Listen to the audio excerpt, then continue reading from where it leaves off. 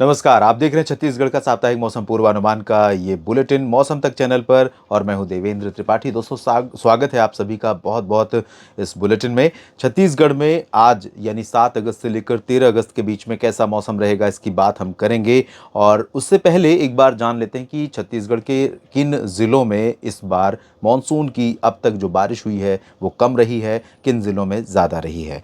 तो ये आंकड़े, हालांकि कई बार आप जानते हैं कि जो आंकड़े होते हैं वो रियल पिक्चर से थोड़ा सा डिफरेंट होते हैं। वजह ये होती है कि वेदर सिस्टम, अगर मैं बात करूं सरगुजा की, मान लीजिए सरगुजा में वेदर सिस्टम यहाँ पर लगा हुआ है और बारिश यहाँ नहीं हो रही है, तो आप यहाँ का जो किसान है, यहाँ के जो आप आमजन हैं, उनको ये लगेगा कि बारिश कहाँ सरगुजा में हुई। तो इस तरह की परिस्थितियाँ कई बार होती हैं कि पूरे मानसून सीजन में या फिर कई बार लंबे बारिश के स्पेल में, यानी लगातार जैसे किसी राज्य, किसी ज़िले में, किसी पर्टिकुलर रीजन में, मान लीजिए इस रीजन में लगातार बारिश हो रही 4-5 दिन, तो कुछ ही जगहों पर बारिश केंद्रित है, बाकी जगहों पर नहीं है। तो ऐसे में भी आपको लगता है कि ये आंकड़े बेमाने हैं, इनका कोई फ़ायदा नहीं है। लेकिन कहीं ना कहीं हमें एक रैंडम डेटा लेकर चलना होता है चीज़ों को समझने के लिए, चीज़ों को प्रेडिक्ट करने के लिए, चीज़ें का आकलन करने के लिए। तो यहाँ पर आप देख सकते हैं सरगुजा और जशपुर, सरगुजा में 52% की कमी है, जबकि उत्तर छत्तीसगढ़ के तमाम इलाकों में सामान्य बारिश हुई है। जशपुर में 41% की कमी है, जांजगीर चांपा में 20% की कमी है, और इधर दक्षिण में सिर्फ कोंडागांव एक ऐसा सब डिवीज़न है, ज़िला है जहाँ पर 27% की कमी है। बाकी जगहों पर सामान्य या सामान्य से अधिक वर्षा रिकॉर्ड की गई है।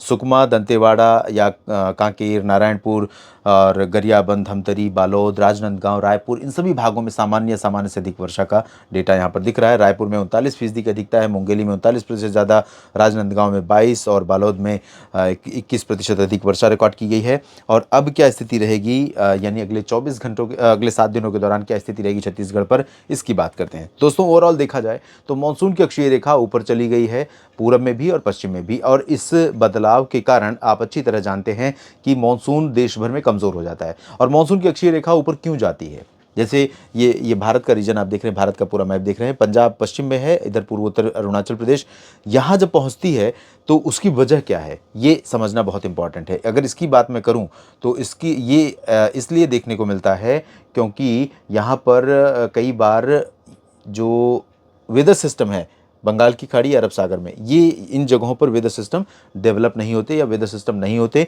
और वो मानसून की अक्षीय रेखा को बेलगाम छोड़ देते हैं, तो वो ऊपर चली जाती है और ऐसे में बारिश का जो प्रभाव रहता है वो सिर्फ फुटहिल्स पर ही केंद्रित हो जाता है। बाकी जगहों पर बारिश की गतिविधियाँ बहुत कम हो जाती हैं या नहीं होती। तो ओवरऑल इस समय जो छत्तीसगढ़ के ऊपर हवाओं का प्रवाह रहेगा वो अरबियन सी से रहेगा। अरब सागर से महाराष्ट्र और मध्य प्रदेश होते हुए छत्तीसगढ़ से होते हुए आगे बढ़ेंगी हवाएं।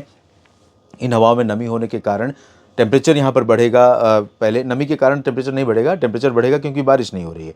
तो टेम्परेचर जो बढ़ेगा वो नमी उस लेवल पर नहीं पहुँच रही है और ऐसे वेदर सिस्टम नहीं है जो उसको बहुत ज़्यादा बारिश देने वाले बादलों में तब्दील कर सकें, या उतनी पर्याप्त मात्रा में नमी भी नहीं पहुँच रही है। तो ऐसे में संभावना यहाँ पर है कि बारिश पूरे सप्ताह नहीं होगी, शुष्क मौसम रहेगा ज़्यादातर ज़िलों में राज्य के। लेकिन कुछ ऐसी परिस्थितियाँ विकसित हो सकती हैं, कैसे होंगी, जो प्री मानसून में होती हैं, यानी टेम्परेचर बढ़ेगा, कई जगहों पर 40 डिग्री या उससे भी ऊपर टेम्परेचर पहुँचेगा। तो ऐसे में जब नमी का कॉन्टैक्ट आएगा और नमी ऊपर इवेपोरेट होकर जाएगी तो थोड़ा सा लोकल लेवल पर क्लाउड फॉर्मेशन हो सकता है और कुछ बारिश हो सकती है, लेकिन वैसी प्रोबेबिलिटी ओवरऑल छत्तीसगढ़ में बहुत कम नज़र आ रही है। अगर हुई तो बहुत छिटपुट होगी, बाकी mainly dry weather, hot weather और ह्यूमिड वेदर रहेगा। थोड़ा सतर्क रहें, सुरक्षित रहें, क्योंकि उमस बहुत ज़्यादा कई बार नुकसान पहुंचाती है, कई बार आपको अचेत कर सकती है। अगर खेतों में काम कर रहे हैं, पसीना बहुत बह रहा है, तो थोड़ा सा सतर्क रहें, सुरक्षित रहें, पानी पीते रहें, डिहाइड्रेट ना होने दें। पसीना ज़्यादा निकलता है तो डिहाइड्रेशन होता है, शरीर में वीकनेस आती है। तो वीकनेस ना आए खेतों में काम करते समय इन जगहों पर अगर आप बाहर हैं